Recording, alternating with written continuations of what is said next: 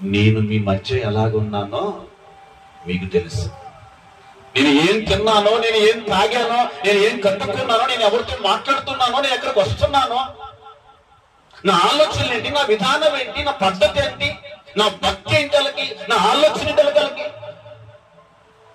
ఒకప్పుడు దేవుళ్ళకి రాకముందు బయట ఉన్నప్పుడు, లోకంలో ఉన్నప్పుడు నేను ఒక విమర్శకుడను, ఒక దోషకుడను, ఒక హానికరుడను. ఎంతమంది ప్రాణాలు తీసాను నేను. ఏమంటే కొన్ని వందల మంది క్రైస్తవులను చంపేశాను నేను ఒకప్పుడు. ఎప్పుడు? బయట ఉన్నప్పుడు. ఎవరు?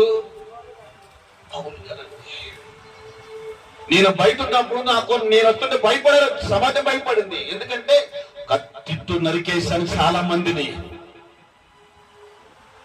అలాంటి బతుకు నాది, అలాంటి శుడిపడి జీవితం నాది, అలాంటి పాపిష్టి బతుకు నాది. అలాంటి పాపిష్టి బతుకులో నుంచి ఒక పుణ్యమూర్తి పిలిచాడు, ఒక పుణ్యదాత పిలిచాడు, ఒక ప్రధాన పిలిచాడు నన్ను. సర్వలోకానికి ఒక విమోచన పిలిచాడు నన్ను. ఆయన దయ వల్ల నేను లోపలికి వచ్చాను. ఆయన దయ వల్ల నేను లోపలికి వచ్చాను. మరణములో నుండి